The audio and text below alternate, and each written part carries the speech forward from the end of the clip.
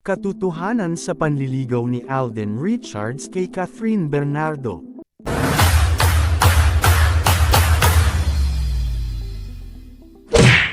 Marami sa mga tagahanga nina Alden Richards at Catherine Bernardo ang kinilig ng kumpirhin ng isang tao na malapit sa kanilang dalawa ang totoong estado ng kanilang relasyon. Ayon sa nasabing source, totoong nanliligaw na ngayon si Alden Richards at Catherine Bernardo kaya palagi itong present sa mga kaganapan sa buhay ng aktres. Ikinagulat ng maraming mga netizens ang pagsabog na balita na isiniwalat ng kilalang showbiz insider at talent manager na si Ogie Diaz patungkol sa totoong estado ng relasyon nina Alden Richards at Catherine Bernardo. Nitong Linggo, April 14, 2024, hayagang kinumpirma ng showbiz insider na si Ogie Diaz ang panliligaw ni Alden Richards kay Catherine Bernardo.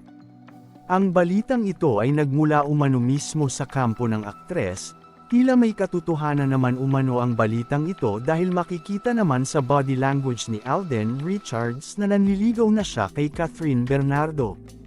Matatandaan na parehong nakadalo si Alden Richards sa birthday party ni Catherine Bernardo sa El Nido, Palawan at sa surprise birthday party ni Catherine Bernardo na inorganize ng kanyang glam team. Maging sa house blessing ng multi-million dream house ni Catherine Bernardo ay naroon rin si Alden Richards.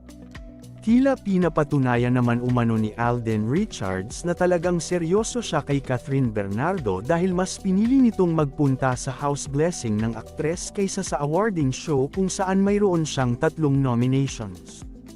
Ayon kay Ogie Diaz, isang source na malapit kina Catherine Bernardo at Alden Richards ang nagkumpirma na totoong nililigawan na ngayon ni Alden Richards si Catherine Bernardo.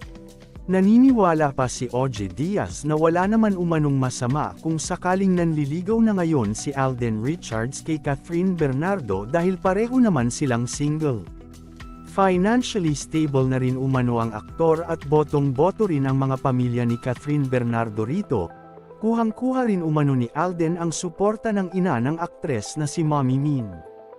Bukod kay Alden Richards, isiniwalat din ni Ogie Diaz na nanliligaw rin ngayon kay Catherine Bernardo ang lalaking unang nalink sa aktres matapos ang hiwalayan nila ni Daniel Padilla na si Jericho Rosales.